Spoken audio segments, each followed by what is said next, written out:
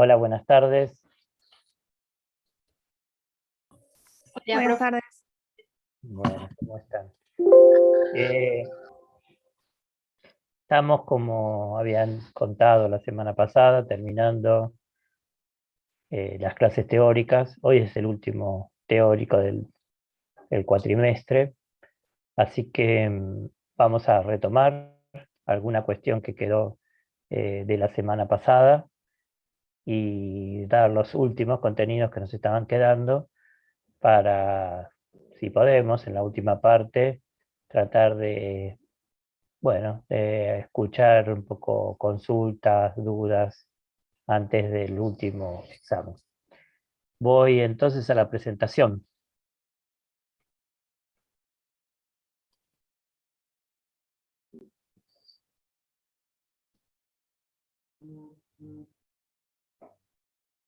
¿Se alcanza a ver la presentación? Sí. Sí, profe. Muy bien, gracias.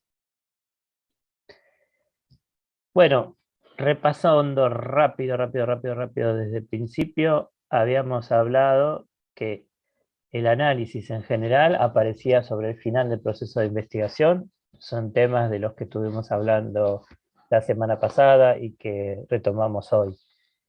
Dentro del análisis habíamos hecho una distinción entre univariado, bivariado y multivariado, según se tratase de una, dos o tres o más variables. En el viernes pasado estuvimos analizando las variables de una, vimos análisis univariado, y para ese tema trabajamos con frecuencias, medida de tendencia central, gráficos, temas todos del análisis de las variables de A1. La última parte del viernes pasado estuvimos viendo el análisis de asociación entre dos variables, el análisis bivariado a través de tablas. Lo que nos queda para terminar hoy es el análisis multivariado entre tres o más variables y un poco entender para qué se usa. El análisis bivariado, repasando también, estuvimos viendo que fundamentalmente se expresa a través de tablas o también llamados cruces entre dos variables. De ese tipo de situaciones, de las tablas, empezamos a ver los elementos componentes, las frecuencias, cómo trabajar con frecuencias relativas, cálculo de porcentajes, y lo que estábamos empezando a ver, y hoy vamos a terminar, es la interpretación de los resultados. Repasando rápidamente, un cuadro de bivariado tenía esta estructura, un título que tenía en principio la denominación del universo, por la variable dependiente, según la variable independiente, y finalmente una referencia de lugar y tiempo propia del universo.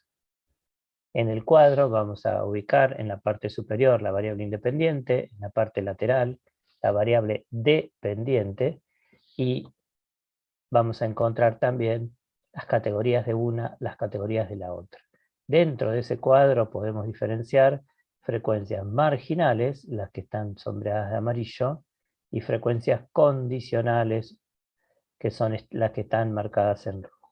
Este 2500 es el N, es el total, y esta nota que aparece al pie de los cuadros es la fuente de la que provienen los datos. Repasando rápidamente, llegamos a ver que en un cuadro directamente los porcentajes se calculaban al interior de cada categoría de la variable independiente. Entonces, si la variable independiente tiene tres categorías, como en este ejemplo, agrícola, agroganadera, ganadera, vamos a tener 3 veces el 100%, además del porcentaje que tenemos de la variable en las frecuencias marginales.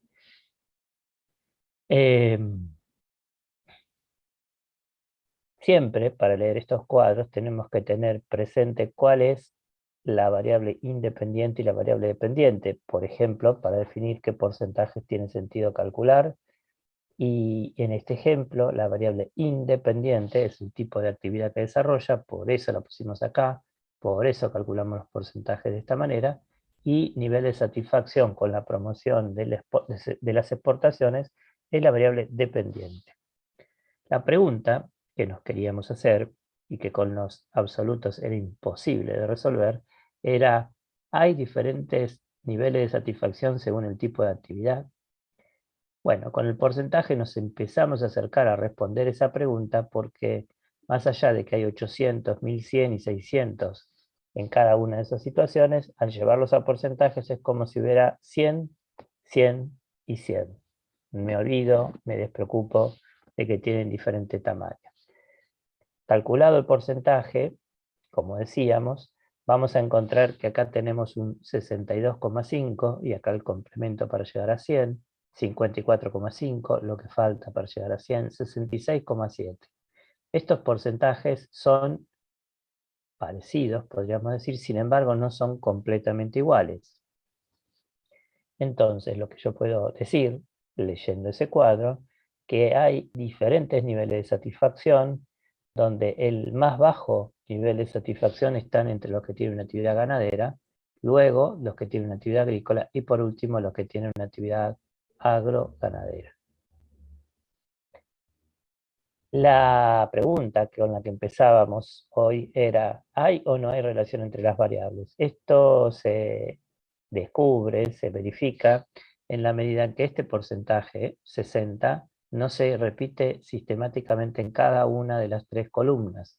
Por el contrario, 60 puede subir a 62 y hasta 66, 60 baja hasta 54. ¿Esto qué quiere decir?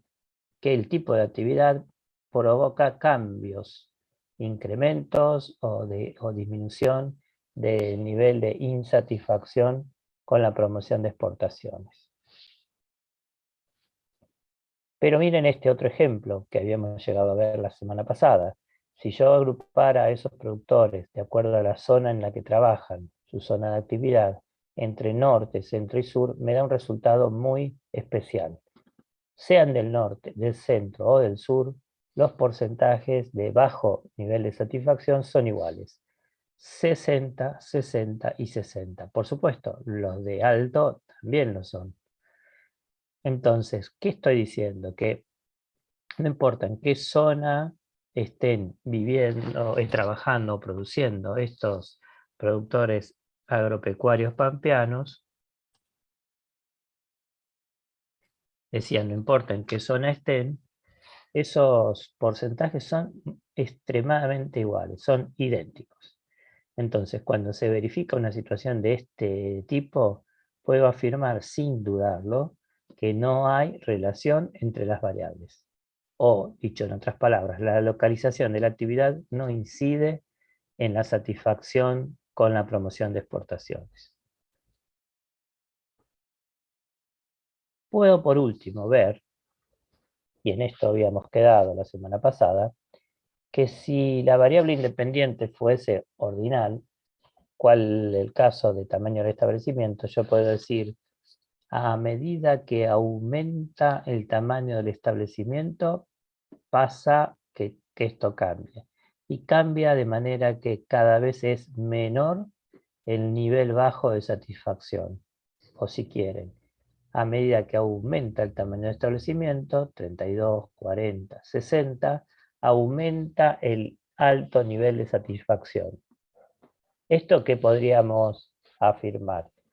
Y que cuanto más grande es el establecimiento, mayor es la satisfacción con la promoción de exportaciones. En estos casos, digo, no solo que hay relación entre las variables, porque los porcentajes son diferentes, sino que además hay una dirección de ese cambio, de manera que hay una relación directa entre las variables. Cuanto mayor es el establecimiento, mayor es la satisfacción. Podría haber ocurrido, en cambio, que a mayor tamaño de establecimiento el nivel de satisfacción fuera decreciente. Si estos porcentajes se hubieran dado de otra manera, podría ser que cuanto más grande el establecimiento, menor fuese el alto nivel de satisfacción. En ese ejemplo, hablaríamos de una relación inversa. No es la que estamos viendo en este caso, sino la distinta, si es que nos hubiera ocurrido que a más tamaño, menos satisfacción. Y llegamos al punto que queríamos ver la semana pasada, para terminar con análisis bivariado, que es la cuestión de, tenemos dos variables y queremos señalar cuán intensa es la asociación entre esas variables. Hay muchas maneras de medir esa intensidad de la asociación, pero en este curso vamos a dedicar un tiempito a ver una medida muy sencilla, muy básica, que necesita que las dos variables sean dicotómicas. Entonces, el nivel de satisfacción con la promoción de exportaciones tiene dos categorías, ya la tengo preparada, pero el tipo de actividad resulta que tiene tres categorías. Entonces necesito que este cuadro pase a tener dos categorías la variable independiente. ¿Cómo logro eso? Agrupando de alguna forma estas tres categorías. Una posibilidad, y es el ejemplo que vamos a ver, podría separar de la actividad ganadera de los que tienen actividad agrícola y agroganadera. Si así lo hiciera, entonces voy a tener estos 500 sumados a estos 600, estos 300 a estos 500, estos 800 a estos 1100, de manera que el cuadro nos va a quedar así. Agrícola o agroganadera tiene 1100 con nivel bajo y 800 con nivel alto. Y la ganadera exclusiva, que no la cambié, sigue teniendo 400 con nivel bajo y 200 con nivel alto. Por supuesto, el análisis sigue siendo sobre los mismos 2500 casos y la distribución de la variable dependiente, como se puede ver, sigue teniendo 1500 y 1000, es decir, 1500 con bajo y 1000 con alto nivel de satisfacción. Pero, como lo vimos la semana pasada, con los absolutos no vamos muy lejos. Y más en este ejemplo, donde tenemos muchos más productores de actividad agrícola o agroganadera que los que tienen una producción exclusivamente ganadera. Entonces voy a hacer que esto se transforme en porcentajes y voy a seguir la misma lógica que había tenido en las clases anteriores, de calcular el porcentaje al interior de cada categoría de la variable independiente. La variable independiente ahora se llama exclusividad de actividad ganadera, tiene dos categorías, una y otra, y sobre cada una voy a calcular los respectivos porcentajes para comparar con el total. Tengo entonces 58 con bajo y 42 con alto entre los agroganaderos y agrícolas, 67 y 33 entre los ganaderos exclusivos. Esto lo puedo expresar como una diferencia entre estos dos porcentajes, entre 58 y 67, que me va a dar un 9 puntos porcentuales, 9%, que es una medida de la cantidad de asociación que hay entre esas variables. Ahí dice, señala, que esa asociación es baja porque sabemos que esa diferencia porcentual tiene dos límites. En un caso extremo que hubiese ninguna relación entre las variables, la diferencia sería 0. ¿Cuándo sería 0? Si por ejemplo acá tuviese 60 y acá 60. Me hubiera pasado, por ejemplo, si tenía la zona norte y centro y la zona sur por otro lado. Pero resulta que acá esta diferencia no me da 0, me da 9. ¿Cuánto más que 9 me podría haber dado? Me podría haber dado 100. En el caso que, por ejemplo, todos los agroganaderos hubiesen tenido bajo nivel de satisfacción, acá tendría 100, acá tendría 0, y si todos los que tienen actividad ganadera tuviesen alto nivel de satisfacción, acá habría 0 y 100. 100 menos 0 me daría efectivamente 100. Entonces, la diferencia porcentual tiene un rango que va desde 0, cuando hay ninguna relación, hasta 100, cuando hay una relación perfecta. 9, que es el resultado que nos dio en este ejemplo, es una relación de baja asociación. Pero sigamos trabajando con los ejemplos. Acá tenemos el tamaño del establecimiento que lo hemos agrupado en dos categorías también, pequeño o mediano por un lado y grande por el otro. Entonces, ahora lo que nos queremos preguntar es, ¿esta cuestión del tamaño del establecimiento incide más o menos que el tipo de actividad que realizan? Si calculo los porcentajes, resulta que tengo 65 y 35 en una columna, 40 y 60 en la otra. Voy a comparar las dos columnas por medio de una diferencia. 65 menos 40 nos da 25. Entonces, ¿qué pasó con este cuadro? ¿Nos da más o menos asociación que cuando trabajábamos con el tipo de actividad?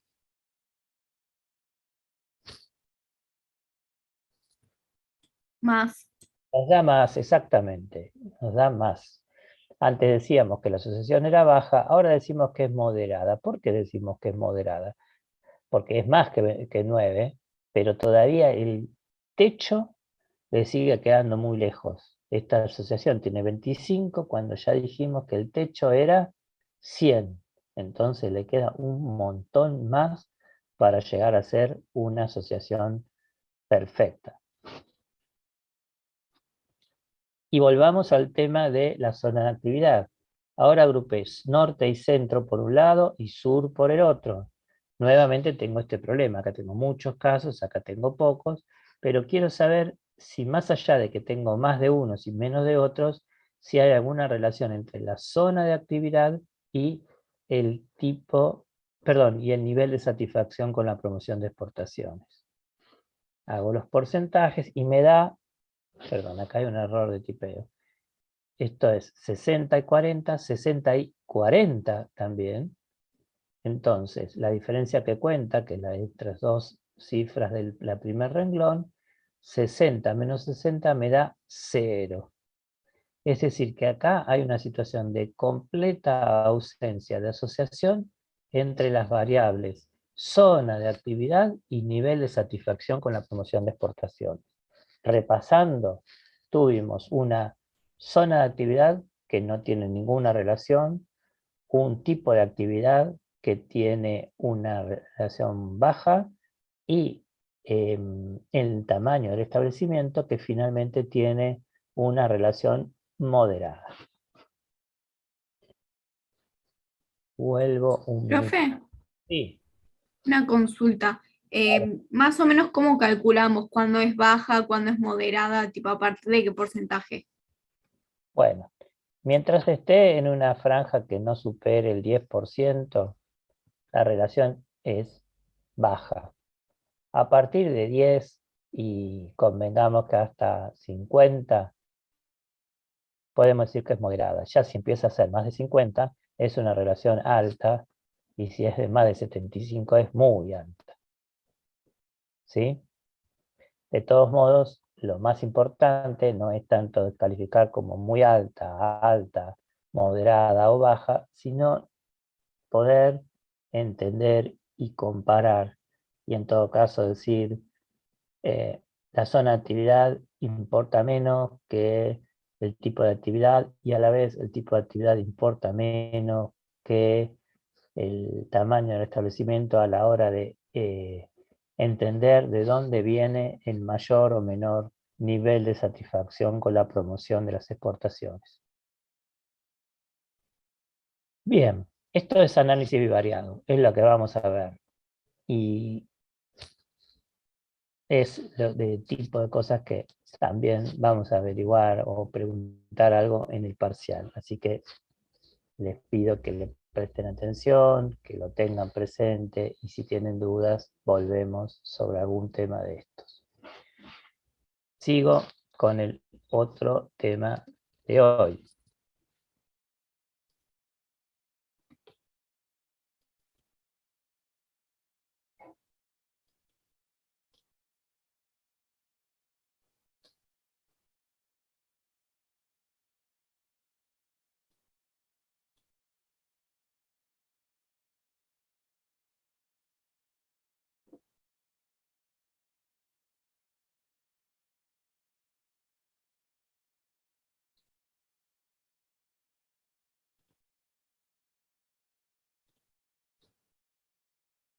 Esperen que ahora sí.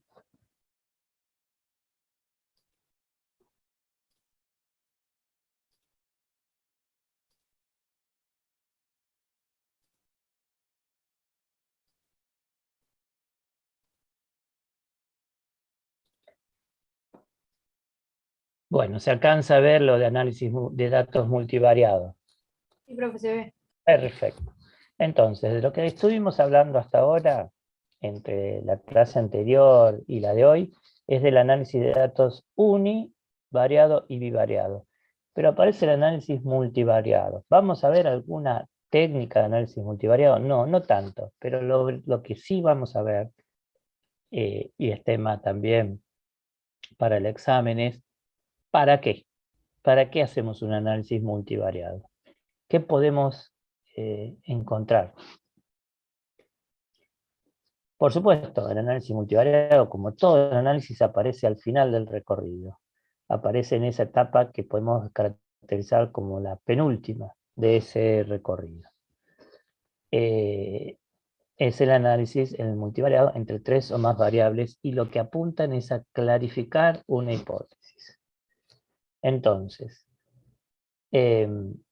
decimos que el análisis multivariado comprende a todas las formas de análisis que tienen en relación 3 o más variables.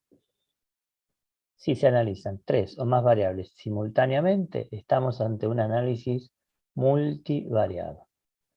Dentro de esos análisis multivariados vamos a distinguir, según se trate con nivel nominal, ordinal o intervalar, el nivel de mención de las variables, y también con qué propósito se trabaja, si es con un propósito exploratorio o explorativo, descriptivo o explicativo. ¿Para qué o en qué contexto el análisis multivariado permite explorar?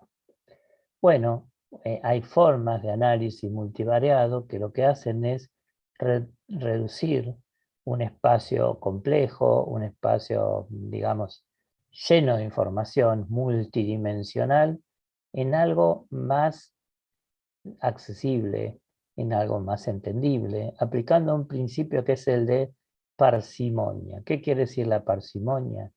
Que si yo algo lo puedo explicar por 4 variables, no tiene sentido que reúna 45. Entonces, el análisis multivariado muchas veces sirve para encontrar en un conjunto muy grande de variables, pongamos para exagerar 45 variables, el análisis multivariado nos dice, está bien, con 45 podés hacer un análisis completísimo, pero con 4 podés hacer un análisis casi tan bueno como antes. Entonces, por el principio de parsimonia, voy a elegir esas 4 variables que me van a permitir hacer un análisis casi tan efectivo como en el otro, pero sensiblemente más entendible, más fácil, más breve. Para eso existen distintas técnicas, que no las vamos a ver, simplemente las menciono, que se llaman análisis factorial o árboles de clasificación, que lo que hacen es una serie de cómputos de cuentas bastante complejas, que no las hacemos a mano, que las hacen muchas veces programas de procesamiento de información, que lo que hacen es calculan diferentes posibilidades, diferentes combinatorias, hasta que nos devuelven la más simple y la más eficaz para dar cuenta de un conjunto de datos. Eso es el uso multivariado para explorar y llegar a un espacio multidimensional reducido, simplificado, respetando aquel criterio que habíamos dicho, el de parsimonia. También el análisis multivariado puede servir para describir. A veces, dijimos antes, el tipo de producción tiene un aporte más bien bajo para entender el nivel de satisfacción con las exportaciones.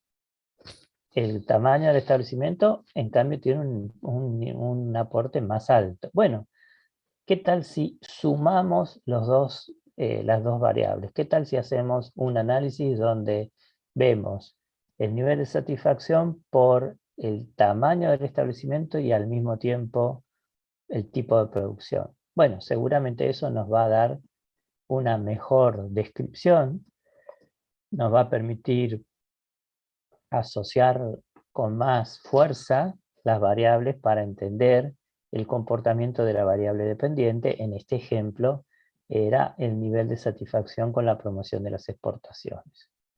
Ahora, ¿se acuerdan que una diferencia porcentual nos había dado 9 y la otra nos había dado 25? Bueno, uno podría decir, si una me da 9 y la otra me da 25, combino las dos y me da 34, porque 9 más 5 me da 34. No es tan así, porque seguramente hay una parte del tipo de producción que está asociado a la vez con el tamaño del establecimiento, entonces ahí hay una interinfluencia que se repite y que por repetida deberíamos descontarla. Entonces, de esos 25 puntos de un lado y esos 9 del otro, no necesariamente todo se suma. A lo mejor hay algunos puntos que están jugando en una y en la otra de la misma manera y que los tenemos que contar una sola vez. En este caso, hay técnicas, por ejemplo, la regresión múltiple u otras, que sirven justamente para combinar distintos factores para llegar a la mejor descripción y a la vez no redundar, no superponer en distintas explicaciones que están unas con otras solapadas o superpuestas.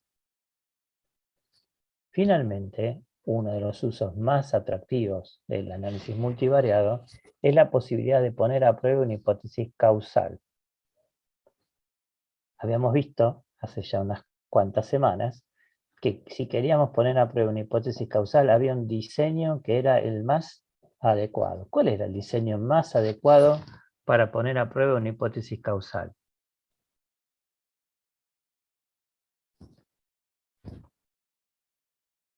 ¿Qué teníamos que usar? ¿Qué podíamos usar cuando queríamos poner a prueba una hipótesis explicativa, una hipótesis causal?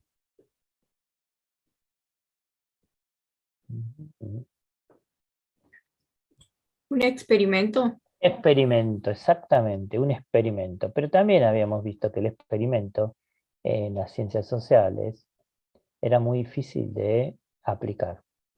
Entonces, el análisis multivariado, en algunos casos, busca probar una hipótesis causal tratando de construir una suerte de cuasi experimento. Y lo que trata, entonces, como tal, es de clarificar el sentido de una relación entre dos variables, descontando o aislando las terceras variables. ¿Qué hacemos nosotros en un experimento? Tomamos dos variables que queremos relacionar y todo lo demás lo aislamos. ¿Cómo lo aislamos? Hacemos dos grupos completamente idénticos y analizamos un proceso que está propiamente encapsulado, cubierto de cualquier factor externo que lo pueda alterar. Eso es muy difícil en la vida social, eso es muy difícil a nivel macro, ¿no? No puedo hacer un experimento a nivel macro. Entonces, lo que hacen estas técnicas de análisis multivariado es ir controlando, aislando algunas variables, pero no de antemano, sino haciéndolo mediante el análisis estadístico. Entonces se habla de que un experimento es una forma, digamos así, ideal de hacer de encontrar una relación causal, pero que tiene algunas dificultades, algunas limitaciones. Una de ellas es que lo propio del experimento es trabajar en un ambiente completamente puro, un laboratorio. Los laboratorios funcionan muy bien para la química, para la física y para otras ciencias naturales, pero funcionan mal o no funcionan para el comportamiento de las personas, para las actitudes de las personas al comerciar, para la actividad económica, porque todas esas son actividades sociales que se dan a gran escala. Entonces, la artificialidad del laboratorio se nos dificulta. También no podemos manipular las variables independientes. Yo podría pensar, a mayor educación, más posibilidades laborales. Está bien, pero yo no puedo ir quitándole o sumándole educación a la gente para ver qué pasa. En primer lugar, porque no es tan fácil sumar y restar educación, y en segundo lugar, porque hay hasta una cuestión ética. En el nombre de qué experimento yo le impediría educarse a alguna persona. Entonces ahí tenemos el último de los obstáculos propios de querer hacer un experimento en las ciencias sociales. Bien, entonces el análisis multivariado viene a subsanar esa dificultad de hacer un experimento puro, nos permite clarificar si la relación entre dos variables es pura, es genuina, esto es, si no está alterada, influida, afectada por otras variables, por terceras variables. Entonces yo puedo controlar si una hipótesis que en principio involucra a X como variable independiente y a Y como variable dependiente, si Z tiene o no tiene algún papel.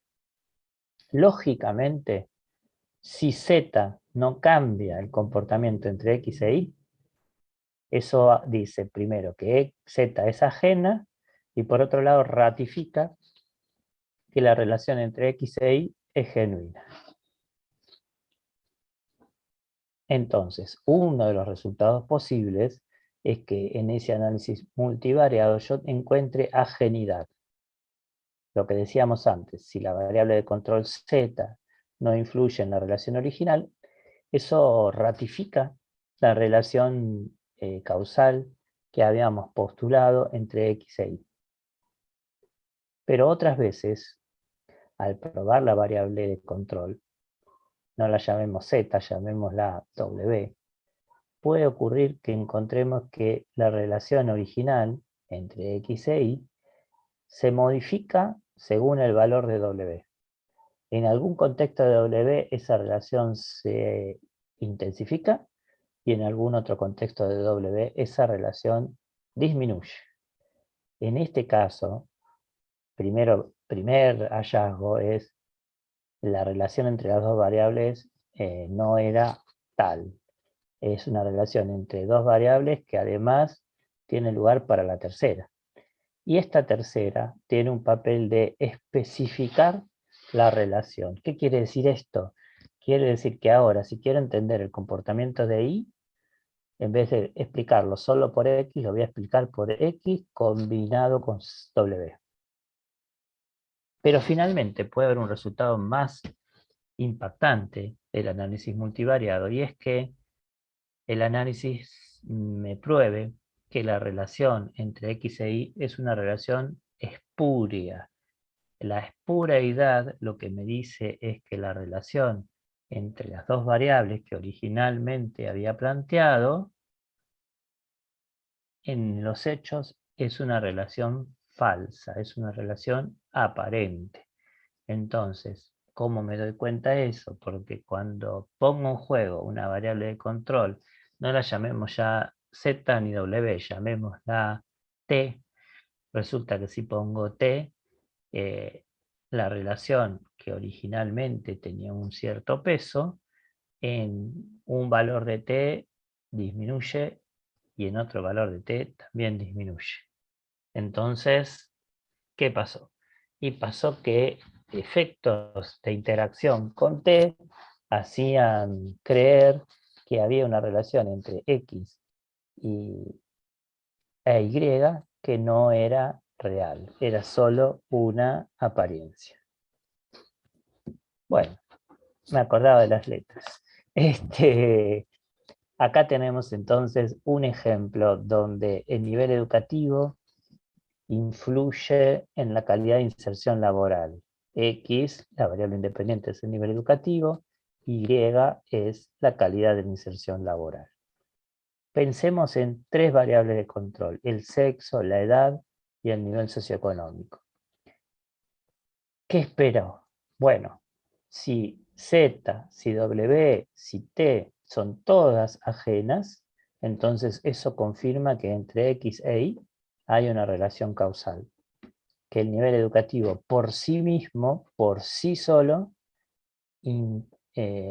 permite explicar la calidad de la inserción laboral. Pero para que yo diga eso, tengo que probar que el sexo, que la edad y que el nivel socioeconómico son todos ajenos, que no interfieren, que no afectan esa relación entre el nivel educativo y la calidad de inserción laboral.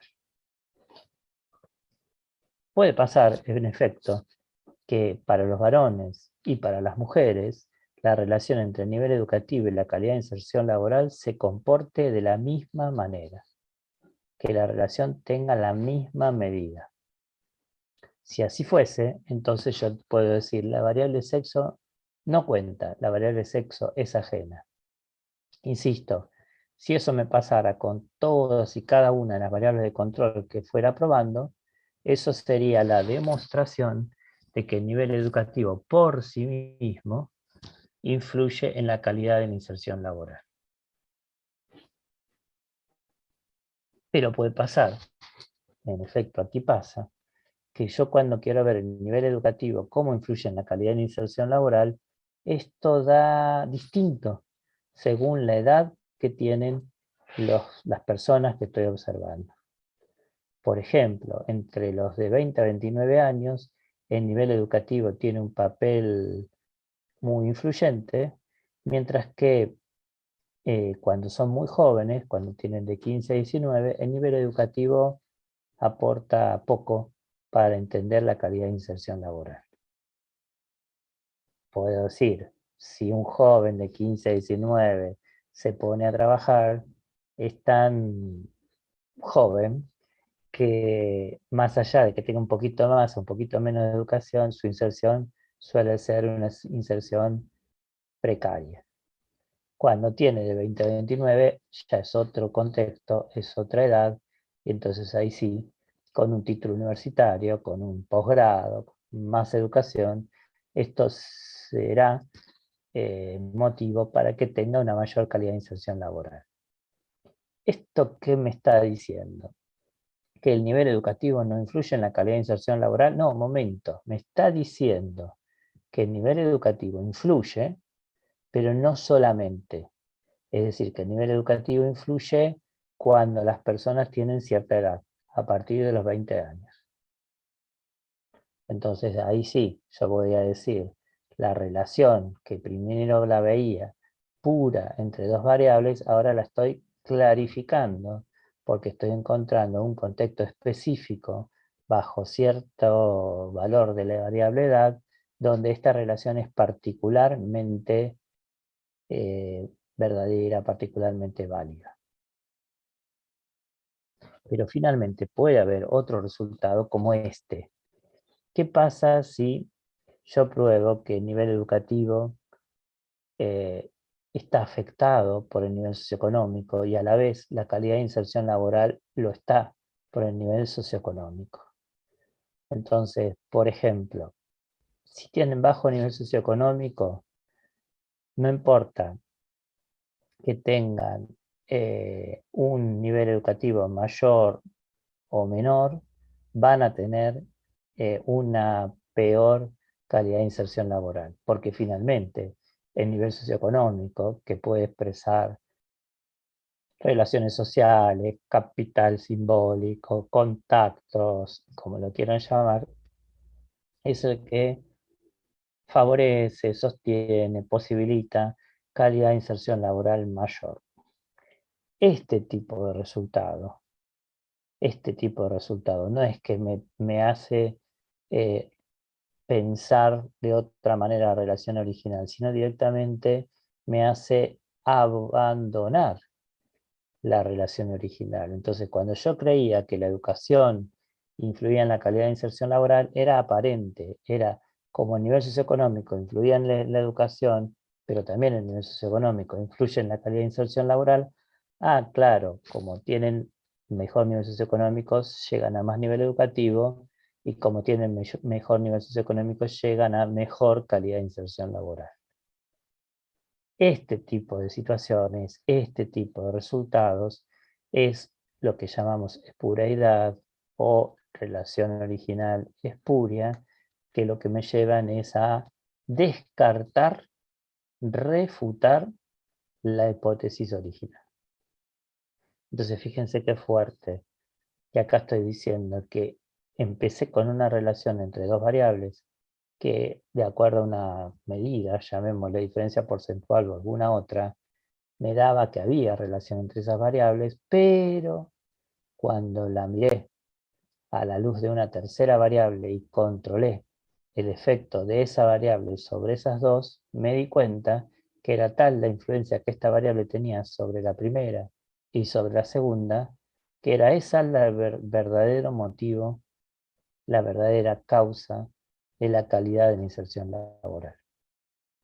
Cuando nos pasa esto, ¿cómo se sigue?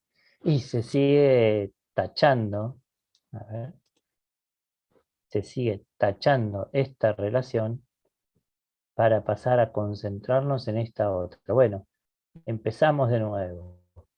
El nivel socioeconómico es el que influye en la calidad de inserción laboral. ¿Habrá alguna otra tercera variable que pueda servir para especificar o controlar esta relación?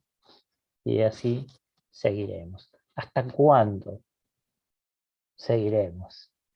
En la medida que estemos haciendo un análisis que no sea experimento puro, va a ser infinito, porque no sabemos cuáles son las variables que estamos descuidando. Y entonces cada vez vamos a mirar alguna y después otra, y después otra, hasta que, hasta que nunca, porque nunca se van a acabar las variables que podríamos haber controlado. En el experimento puro, en cambio, como yo aíslo la situación que estoy observando y a la medida que puedo garantizar que eso está aislado, puedo afirmar que esas variables que se quedaron afuera no tienen ningún papel. Bueno, con esto terminamos de ver hoy análisis bivariado, que nos había quedado pendiente de la vez pasada, y terminamos de ver análisis multivariado. Me gustaría seguir con el último tema de hoy para dejar la última parte de la clase para consultas, repaso y revisar los temas que entran en el examen. Así que seguimos con el último tema de hoy y la última presentación. Ah, no la tengo preparada. Bueno, les pido, a ver.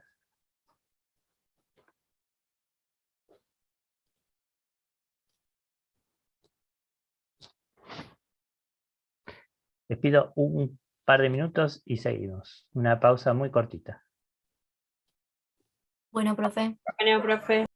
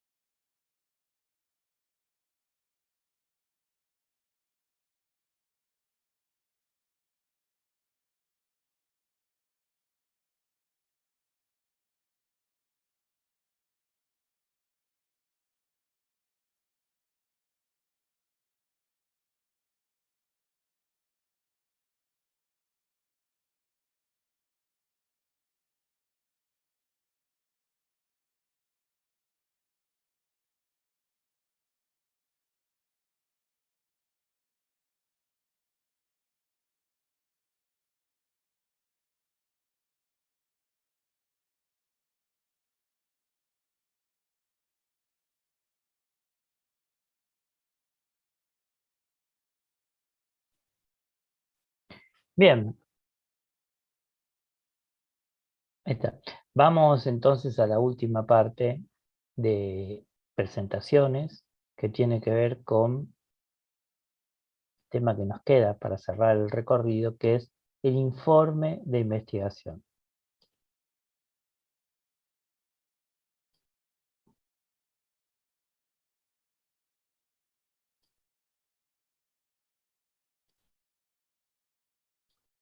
¿Se alcanza a ver la presentación? Sí, profe. Sí, profe, se ve. Gracias. Entonces, como decíamos, el último paso de este recorrido tiene que ver con generar el informe de investigación. Y sí, es ese momento en donde tenemos que hacer una síntesis de lo que fue la investigación y elaborar unas conclusiones. Y esto tiene mucho que ver con comunicar los resultados. ¿Por qué comunicar los resultados? Y esto me lleva a pensar y a volver a la primera clase. ¿Por qué? Porque habíamos dicho que la ciencia es una empresa colectiva, porque cuando nosotros avanzamos con algún conocimiento nuevo, no es definitivo, porque cuando avanzamos con un conocimiento es parcial, es temporario, y esa construcción parcial, temporaria, colectiva, se construye sobre la base de comunicación de resultados. Si yo compruebo algo y lo guardo en un cajón, no tiene circulación, nadie lo conoce, nadie lo valida, nadie lo discute, es como si no existiera. Entonces la producción científica termina necesariamente en comunicar los resultados y tiene un papel, es importante, en ese caso, el informe de la investigación. Entonces, el informe es la comunicación de resultados de una investigación científica. Acuérdense que nosotros nos planteamos la pregunta sobre algo que no tenía respuesta. Entonces, si encontramos una respuesta a esa pregunta, es bueno, es importante que lo comuniquemos. ¿Sirve para qué? Para que el conocimiento avance, porque es una manera de decirle a otro, aquella pregunta que estaba sin responder, yo la respondí. Mira, encontré esto.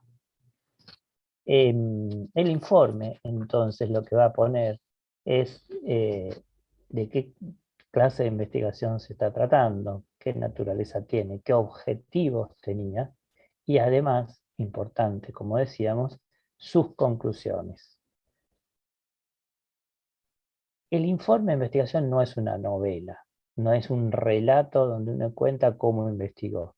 Por eso el orden en el que se cuentan los resultados no siempre coincide con cómo fue el proceso de investigación. Entonces nadie espera en un informe de investigación que haya un relato de, bueno, primero fui, golpeé una puerta y busqué financiamiento, no me lo dieron, pero después, no interesa. Y digo, lo que interesa en todo caso es cuáles son los resultados que se obtuvieron a partir de un cierto diseño, de una cierta pregunta, bajo ciertos objetivos, con cierto marco teórico. Se construyó una metodología, se llegó a ciertos resultados que permiten algunas conclusiones. Ese orden puede ser que coincida, en efecto coincide con el proceso de investigación, pero a veces no todas las etapas son tan importantes a la hora de contar el resultado de la investigación. Podríamos empezar, de hecho, con los resultados. Podríamos empezar por las conclusiones. Y todos sabemos que las conclusiones no es lo primero, es el final. Pero es muchas veces lo que más importa de todo el proceso investigativo. Entonces, es muy importante que haya un orden de argumentación. Desde dónde salimos y cómo llegamos a cierto razonamiento que nos permite un resultado. Entonces, tiene que haber un encadenamiento que sea coherente y comprensible de los distintos elementos involucrados en la investigación, pero no necesariamente siguiendo la etapa 1, etapa 2, etapa 3, etapa 11 del proceso de investigación. Los informes de investigación no son todos iguales, no tienen por qué ser todos iguales. Entonces no hay un esquema único. Sin embargo, podemos decir que hay algunos elementos que tienen que estar en el informe, que es necesario que aparezcan. Los objetivos y el sentido de la investigación sirven para que uno se enfoque en qué buscaba la investigación. Tiene que haber alguna referencia más extensa en un apéndice, en el centro o en alguna parte de la investigación sobre qué métodos utilizó. Acuérdense que decíamos en las primeras clases que a nosotros nos importa no solo el resultado, sino el cómo se llegó a ese resultado, porque ese cómo se llegó a ese resultado es fuente de validez. Si yo dijera, llegué a este resultado, pero no sabría decir cómo, no es un resultado de investigación, es qué sé yo, es como una conclusión robada. Entonces uno puede mostrar un producto, un resultado, en la medida que puede dar cuenta de cómo se fabricó, cuál fue el método. Y finalmente eso le dará valor, le dará validez a ese resultado. Siempre tiene que haber en el informe alguna referencia más o menos extensa al marco teórico, para que se entienda desde dónde aparecen las definiciones, qué entendemos cuando a una palabra la usamos con cierta expresión. Y también tienen que estar planteados las fuentes y los hechos que se utilizaron para arribar a los resultados. Esto tiene que ver con algo muy propio de la investigación científica y es, si yo lo quiero replicar, si yo quiero hacerlo en mi propio ámbito, tengo que tener suficientes descripciones, suficientes pruebas para que yo lo pueda reproducir en otro contexto. Y entonces podré corroborar la validez de esa afirmación para mi propio contexto. ¿Qué estructura tiene ese informe? Bueno, ese informe tiene que tener 3 secciones diferenciadas, una sección preliminar, un cuerpo central y, claro, una sección final. ¿Qué esperamos de cada una de esas secciones? En la sección preliminar tenemos que tener alguna referencia a los antecedentes. Lo dijimos muchas veces en el curso, no es lo mismo entrar a un campo de conocimiento, un campo de estudio, donde hay muy poca evidencia o donde hay mucha. Entonces casi que lo primero que uno investiga es qué se sabe del tema, cuáles son los antecedentes.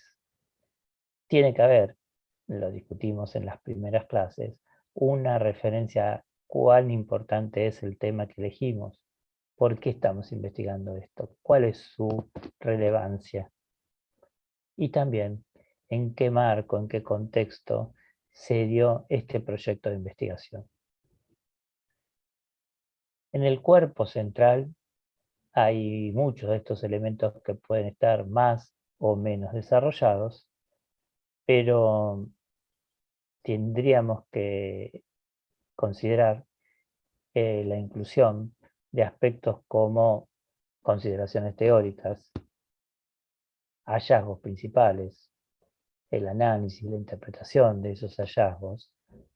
Depende del tipo de investigación, pero si es cuantitativa, cuadros estadísticos, gráficos que den cuenta de los resultados, y una sucesión de varios capítulos, porque el cuerpo central, como el nudo de la investigación, como el nudo del informe, mejor dicho, como el nudo, digo, va a tener de hecho más extensión. Entonces, al ser más extenso, uno lo puede dividir en 2, 3, 4 capítulos, los que se puedan, los que sean necesarios, dependerá de la extensión, dependerá del contexto, pero es importante que cualquiera sea la cantidad de esos capítulos, tengan un cierto criterio que los vaya enlazando entre sí. Por ejemplo, uno puede hacer un recorrido de los primeros a los últimos capítulos, de lo más general a lo más particular, o de lo más abstracto, las consideraciones teóricas, a lo más concreto, cómo se midió y qué se obtuvo. Por último, el informe tiene en su sección final que dar cuenta de un elemento ineludible en un informe, que son las conclusiones del trabajo. ¿Qué se encontró? ¿Había una hipótesis? ¿No había una hipótesis? ¿Se probó esa hipótesis? ¿Se refutó esa hipótesis? Muchas veces los informes, sobre todo cuando tienen que ver con investigación aplicada, incluyen recomendaciones de acción. Bueno, ¿por dónde se sigue? ¿Qué conviene hacer? Esas son las recomendaciones. También una obra rigurosa tendrá en alguna parte de su sección final un capítulo de bibliografía. Muchas veces hay información estadística, metodológica o documentos que no conviene meterlos en el cuerpo central porque son muy voluminosos y porque distraen de ese enlazado que decíamos entre los capítulos, y que los podemos poner sobre el final como anexos. Un anexo estadístico, 20 páginas de cuadros. Un anexo metodológico, un conjunto de fórmulas muy complicadas y sutiles sobre cómo se obtuvo cierto resultado. Una serie de pruebas, si es que estamos trabajando con investigación con documentos. Todo eso es importante reunirlo, es importante publicarlo, pero a veces en el medio del informe molestan, distraen, dilatan, entonces se los pone sobre el final como un anexo. Por supuesto, en la medida que la obra sea un poquito extensa, vale la pena, es importante que haya un índice de la obra para que el lector pueda recorrer las distintas páginas de acuerdo a qué quiere leer y cuándo lo quiere leer. Porque lo cierto es que uno lo lee, lo escribe, el informe, para que sea leído secuencialmente, pero los lectores tienen la libertad de leer en el orden que les resulte más conveniente de acuerdo al tipo de lectura que quieren hacer de ese informe. Finalmente, sobre cómo elaborar un informe, hay algunas recomendaciones de cómo se construye. En primer lugar, que como es una tarea que involucra cierta creatividad, es muy difícil decir que hay una regla inamovible o hay una mecánica de cómo elaborar el informe. Dentro de esa libertad y esa creatividad que uno espera de la elaboración del informe, se pueden señalar algunas cuestiones que son recomendables. Como forma de producir, el informe no se redacta una sola vez. Vale la pena elaborarlo, revisarlo, reescribir, corregir, enmendar, agregar. Uno puede tener un orden para exponer, pero a la hora de escribir hay algunas cosas que le salen más fluidas que otras. Entonces, no siempre se escribe primero el capítulo 1 y después el capítulo 2, sino a veces es más fluido, es más productivo empezar escribiendo algo que está hacia el final y después escribir el principio. Ojo, a la hora de publicarlo, para el lector, el principio sigue siendo el principio, pero acá lo que estamos hablando es cómo se escribe, cómo se redacta. Y a veces se redacta de una manera que es la más conveniente, la más eficaz, la más productiva para el que tiene que hacerlo. Como estamos comunicando, es importante que el lenguaje sea un lenguaje adecuado al tema, que tenga cierta precisión y a la vez que sea un lenguaje que se pueda entender, que sea accesible. Es muy difícil, sobre todo en ciertos campos, que el informe sea entendible por todos, todo el mundo. Y en, no sé, física cuántica o en astronomía o en economía mismo, Algunos conceptos son universales, pero otros son tan específicos, mm, tienen acumulado tanta lectura previa y tanta conceptualización previa que, insisto, no siempre van a ser accesibles. Sí, me parece que en este contexto, por lo que estamos queriendo hacer, que no es un artículo periodístico, que no es una divulgación, es regla de oro priorizar la precisión. Entonces uno trata de ser lo más claro que puede, lo más universal, lo más entendible, pero nunca al precio de afectar la precisión de lo que se dice. Bien, con esto hicimos un último recorrido por la última de las etapas del proceso de investigación, que es la del informe de resultados. Les propongo que hagamos una pausa de 15 minutos y volvemos esta vez para charlar dudas, consultas y repasar sobre todo qué temas van a entrar en el segundo parcial. Así que si les parece, nos vemos y 50. Dale, profe, gracias. Bueno, profe. Hasta luego.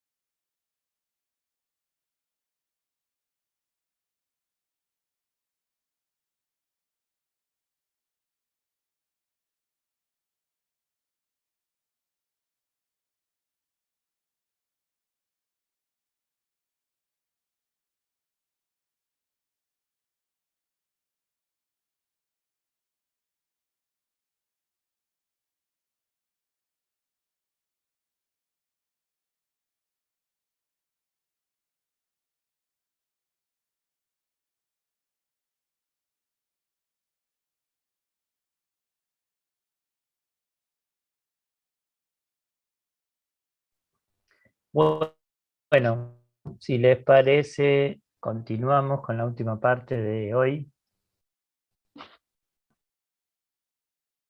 Hola. Hola, profe. Sí, profe. Estamos. Ahí Sí, está. profe, Bueno, de mi parte, les recuerdo, el parcial es es el próximo viernes en el horario de las 18:15 aproximadamente. Los temas que van a ir son todos los que estuvimos viendo después del parcial.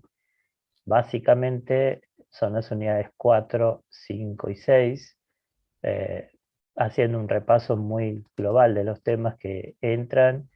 Va a estar operacionalización, que es uno de los temas, digamos, más importantes de la segunda parte del cuatrimestre. Eh, Después está el tema de investigación con datos secundarios y con datos primarios. Eh, Finalmente, lo que estuvimos viendo en estas últimas clases, que es análisis con datos primarios, análisis univariado, análisis bivariado, análisis multivariado y el tema de redacción de informes. ¿Qué cosas son importantes dentro de cada uno de estos temas? Dentro del tema de operacionalización hay dos cosas para mí de las más importantes. Primero, entender que cuando operacionalizamos no estamos haciendo más que buscar una variable o un conjunto de variables por otra. Entonces, los indicadores también son variables. Los indicadores son variables que representan el concepto variable que queríamos medir. Esa idea es clave. Todo viene de ahí. De ahí viene que hagamos todo ese proceso que a veces es más corto y a veces es más largo. De ahí viene la necesidad de sintetizar y entonces a veces hacemos índices y otras veces hacemos tipologías, pero fundamentalmente eso es la noción más importante que tiene que ver con operacionalizar. De los datos secundarios, me parece que la distinción más importante es los datos secundarios no es cualquier antecedente. Los datos secundarios son los datos que, bueno, como el nombre lo indica, podemos acceder a la matriz. Cuando uno tiene acceso a la matriz de datos, a la base de datos, a los microdatos, cualquiera de esos nombres son equivalentes, entonces nosotros podemos reconstruir la información, reanalizar la información. Cuando tenemos frente a nosotros un gráfico, un cuadro o un número, una cifra, no tenemos datos secundarios, tenemos un resultado. Eh, Dentro de los datos secundarios es importante distinguir tipos de datos secundarios y además, bueno, digo, hay datos que son universales y datos que son muestrales, hay datos que son eh, continuos y datos que son de empadronamiento. También importante dentro de datos secundarios los criterios para evaluar la calidad de datos secundarios. La validez, la confiabilidad, la comparabilidad, la, los, la adecuación del sistema clasificatorio, la integridad, la precisión, son 6 cosas distintas que no son lo mismo. Vimos también datos primarios, técnicas para producir datos primarios. Ahí lo más importante es tener claro de lo menos a lo más estructurado, la observación, a la encuesta, pasando por la entrevista flexible o entrevista en profundidad, eh, las ventajas y desventajas que hay entre estas técnicas y también tener presente que las técnicas que son más flexibles son a la vez las menos comparables y las técnicas más comparables son muchas veces las menos las que tienen más dificultades para la veracidad. Entonces, la observación sobre todo y la entrevista tienen problemas de comparabilidad. Las encuestas, por su parte, son comparables, pero tienen más problemas de conseguir datos que sean verdaderos. Es más difícil garantizar que los resultados de una encuesta sean todos verdaderos que los de una entrevista, que los de una observación. ¿Qué más vimos? Lo último que vimos, análisis univariado, bivariado y multivariado. El análisis univariado, lo importante es tener presente sobre todo los gráficos de sectores circulares, de barras, de histogramas, tienen un sentido y por eso decimos que son acordes a cada nivel de medición. Unos al nominal, otros al ordinal, otros al intervalar. También vimos en análisis univariado el tema de la medida de tendencia central, que no entramos en fórmulas, pero tuvimos una referencia a qué tipo de nivel de medición se refieren, la moda, la mediana, la media. Y luego, sí, trabajamos con análisis bivariado. Por favor, repasen, revisen lo que estuvimos viendo de lectura de cuadros, porque algún ejercicio de lectura de cuadros vamos a incluir en el examen. Entonces, ¿qué tres cosas tienen que tener presentes de la lectura de un cuadro? Primera, los valores absolutos no alcanzan, hay que pasar a porcentajes. Segunda, ¿qué porcentajes hay que calcular? Al interior de cada categoría de la variable independiente. Si la variable independiente está posicionada en la parte vertical del cuadro, como decíamos, entonces los porcentajes que tengo que sacar son siempre al interior de una columna. Vimos también que si el cuadro es de 2×2, eso lo terminamos de ver hoy, estamos en condiciones de calcular una diferencia porcentual que me va a decir qué tan intensa es una asociación. Entonces, hay cuadros cuya asociación es 0 o muy cercana a 0, que nos dicen que no hay relación entre las variables, otros que quizás, es raro, pero tengan un valor cercano a 100, la relación sería perfecta, y en el medio un montón de situaciones, muchas, que van a estar entre el 0 y el 100. Vimos por último hoy análisis multivariado. Del análisis multivariado retengan dos cosas. Primero, que puede ser tanto para explorar como para describir, como para explicar, y en cada una tiene una función distinta. Y dentro de lo que más nos interesa quizás, que es explicar, vimos que el análisis multivariado puede funcionar, en este caso, como una especie de reemplazo, de sustitución del experimento puro que es tan difícil de hacer. Muchas veces se lo denomina a esta forma de análisis multivariado un cuasi experimento. Como tal, como cuasi experimento, nos puede dar básicamente tres resultados. Que la variable de control sea ajena, lo cual estaría verificando, convalidando que la hipótesis original se sostiene.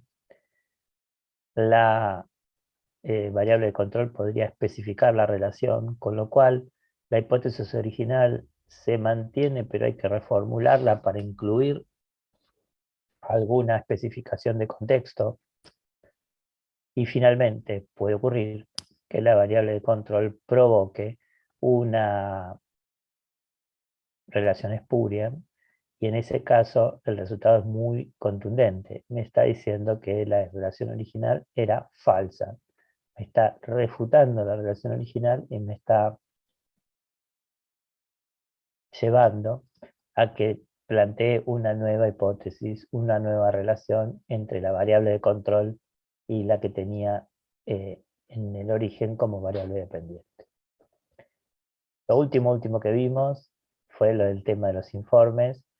Ustedes habrán visto que no hay tanta exactitud en este tema, pero sí hay unas cuantas reglas acerca de cómo trabajar con los informes en términos de estructura, en términos de qué tienen que destacar y qué esperamos de esos informes.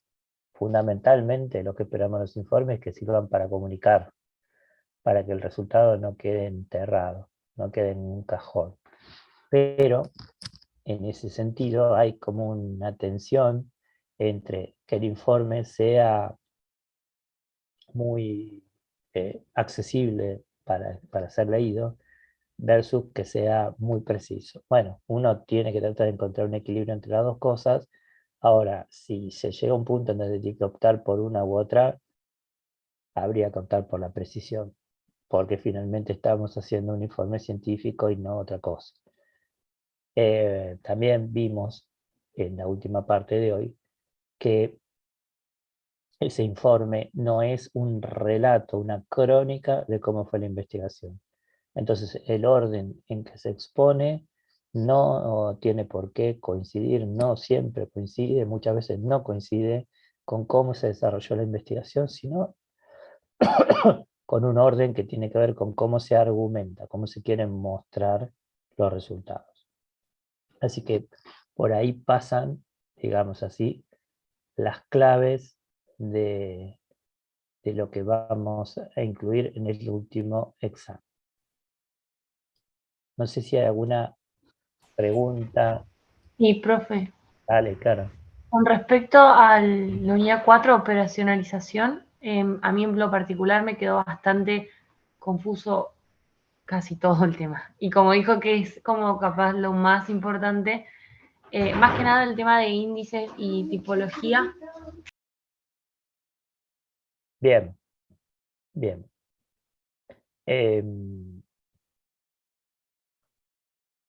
Bien. Dos o tres ideas importantes sobre índice y tipología. Primera, a veces tenemos un concepto que no lo podemos expresar con un solo indicador. Por ejemplo, si el concepto es un concepto complejo que tiene varias dimensiones, tenemos que pensar al menos un indicador para cada dimensión. Entonces, pensemos en un concepto que tiene 3 dimensiones, un indicador para cada dimensión, vamos a tener 1, 2, 3 resultados distintos para la misma unidad de análisis, para el mismo concepto. Entonces ahí el problema que se nos presenta es que no sé lo que estemos midiendo. Imagínense que un indicador me dice que es bueno, otro indicador me dice que es malo y otro indicador que me dice que es regular. Bueno, ¿qué puedo señalar yo? Cuando la unidad de análisis es una sola y el concepto es uno solo, si fui a mirar y por un lado me dice bueno, por otro lado dice malo y por otro lado me dice regular. Es un problema. Tengo que resolverlo porque al final de cuentas tengo una sola unidad de análisis ante una sola variable y como ya vimos en otro momento de la materia, tengo que tener una sola categoría de respuesta. En ese sentido necesito resumir todas las mediciones que hice. Y tengo dos caminos para resumir, el índice y la tipología. En el índice, ¿qué estoy haciendo? Le estoy poniendo puntaje mayor o menor a las categorías según un orden que tengan entre sí. Por ejemplo, más calidad, más puntos. Menos calidad, menos puntos. Y así en todos los indicadores. ¿Cómo me doy cuenta cuál es la situación de la unidad de análisis? Sumando el puntaje de todos los indicadores. Entonces, un indicador a lo mejor le aporta mucho puntaje, otro le aporta menos, y otro más o menos. Bueno, de la suma de todo eso me va a quedar un puntaje general que lo voy a comparar en el contexto con cuánto tendría que haber sido. Por ejemplo, en el caso de NBI teníamos 5 indicadores. Esos 5 indicadores variaban entre 0 y 1. O sea que una unidad de análisis podía tener 0, si sumaba 0 en todas las mediciones, 1, 2, 3, 4 o 5. Entonces tengo que tener alguna conclusión, algún resumen, porque no puedo decir sí, no, sí, no, sí, no, sí, no, en los 5 indicadores. Tengo que tener un resumen. En el índice de NBI el resumen era muy drástico. Si la suma daba 0, ese hogar no era pobre. Si la suma daba 1, 2, 3, 4 o 5, el hogar era pobre. Lo importante es que en el índice los indicadores tienen que ser sí o sí o sí ordinales. Porque si alguno de los indicadores no es ordinal, no le puedo poner más o menos puntaje. No le podría poner 1 si 0, no le podría poner más, menos, etc. ¿Tengo otro recurso? Sí, tengo la tipología. ¿Para qué? La tipología me sirve para combinar indicadores que no son ordinales, que no los puedo resolver por puntaje, y entonces ahí hay una solución que tiene que ver con lo teórico, con cómo se leen o se interpretan combinaciones de respuestas. Entonces hablábamos de distintos tipos de pobreza de acuerdo a cómo se combinaban la condición de ser pobre estructural o ser pobre de recursos corrientes, en un caso, o era solo de uno o solo del otro, o ninguno de los dos. Bueno, eso es una manera de trabajar con los indicadores nominales para resumir todos ellos y llegar a una única clasificación, a una tipología. Esos son para mí los aspectos más claves de operacionalización, fundamentalmente con respecto a esta cuestión de los índices y las tipologías que preguntaba Fiamma, creo. No sé si quedó clara la aclaración. Sí, profe, gracias. Okay. ¿Alguna otra consulta sobre alguno de los temas que van para el parcial?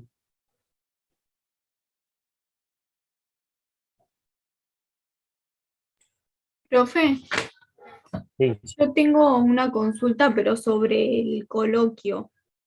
Ah, dale. ¿Cómo va a ser más o menos el formato? ¿Lo acordaron hoy mismo o lo acuerdan el viernes que viene? Porque eso lo está organizando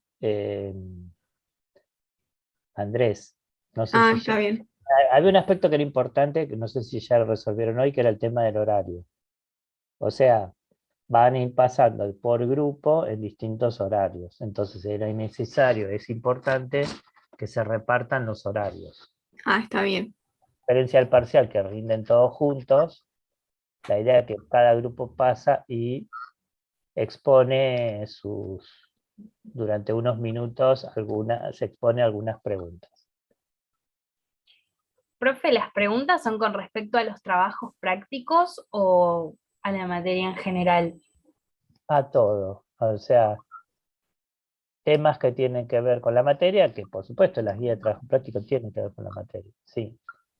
Ok, no, porque yo pensé que era general, como un integrador, digamos, y entré en duda el otro día porque me puse a ver el calendario y creo que decía coloquio sobre trabajos prácticos o algo así. Sí, a ver, la idea es que tenga alguna referencia a los trabajos prácticos, pero sí, pero es como una gran integración de todos los temas de la materia, ¿no? Creo que, a ver, se tiene que haber entendido, me parece, que ahora que estamos terminando la materia y que vimos la segunda parte, retomamos un montón de cosas de la primera. Como que está todo junto. O sea, que haya primer parcial y segunda parcial, no son dos materias, es toda una sola materia, ¿no? Y el coloquio viene a reforzar eso. No vale decir, esto no, porque es de la primera parte. Y no, todo está relacionado, todo está muy relacionado.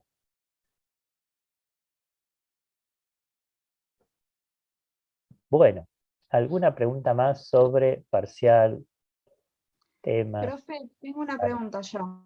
dale. El viernes, ¿podemos ir a las 3 o arrancamos a las 6 directamente?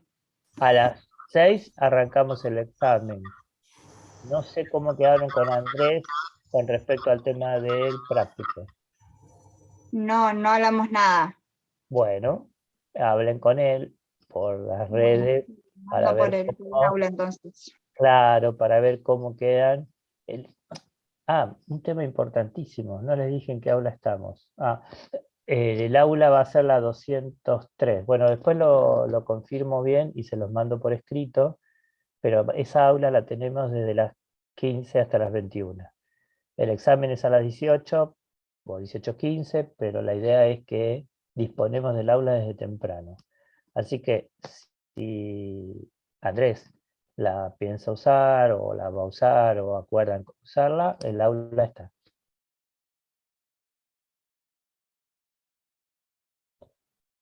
Bueno, ¿alguna otra cuestión, pregunta? Yo, profe, Dale. le quería consultar si el parcial de la semana que viene tiene el mismo formato que el primer parcial. Parecido, sí. Escrito, individual, preguntas, muchas preguntas cerradas, algunas poquitas para desarrollar, sí, parecido. Perfecto, gracias. Profe, disculpe, yo le había preguntado por el coloquio y justo cuando me estaba respondiendo se me salió el Zoom porque el Oh, Wi-Fi me está terrible, pero creo que me estaba diciendo que entran preguntas en general, sí, no solo sí, sobre los trabajos. Ok, gracias, sí, sí, sí, sí. genial.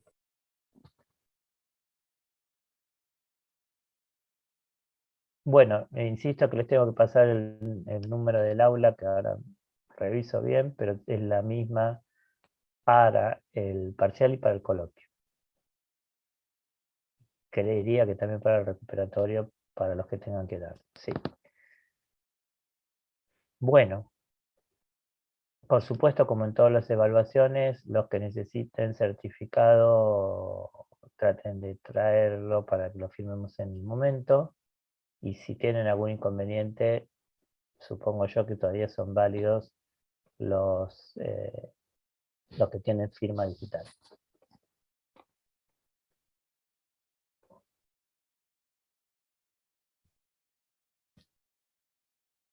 Bueno, no sé si hay alguna otra consulta, comentario.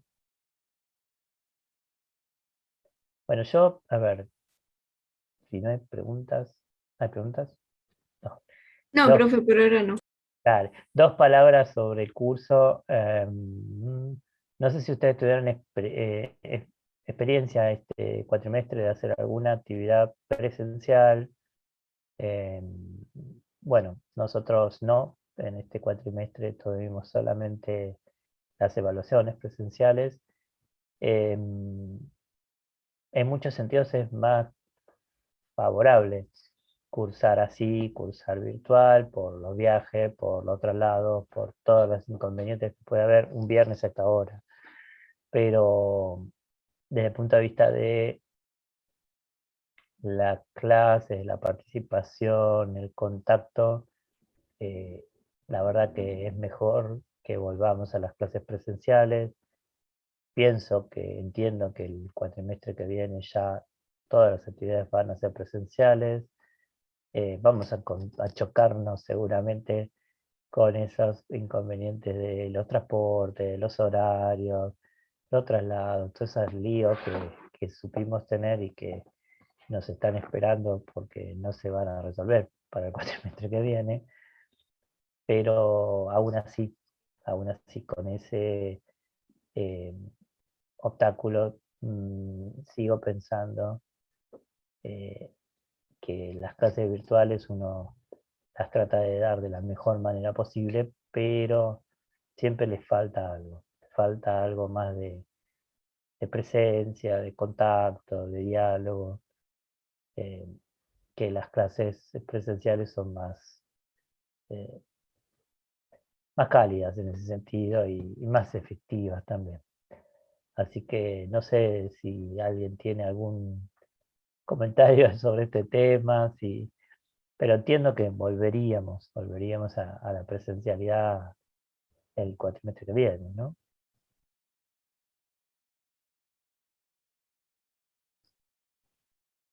Estaría bueno, profe.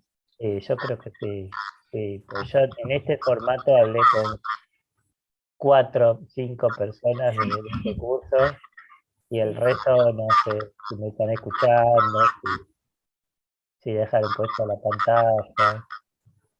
Sí, es otra cosa, la presencialidad. Claro, claro. Entiendo que tenemos limitaciones para cursar, sobre todo para trasladarnos, ¿no? Pero bueno, aún así sigo pensando que esto es lo que mejor esto no, la presencialidad es lo que mejor funciona. Bueno, si no tienen más comentarios, preguntas, terminamos hoy, terminamos las clases teóricas, nos seguimos viendo el viernes que viene en la evaluación parcial, ahí no va a haber presencial, así que desde las 6:15, seguro el escrito, y antes charlen con Andrés si existe, si va a haber una instancia de repaso, y también tienen que cerrar con Andrés el tema de los horarios del coloquio. Yo por mi lado les voy a pasar bien el aula en una noticia por el aula virtual, así eso no hay dudas para el viernes que viene. Bueno, si no hay comentarios, preguntas, nos vemos el viernes que viene. Chao, profe, nos vemos. Nos vemos. Profe, Buen fin de. Chao, hasta luego.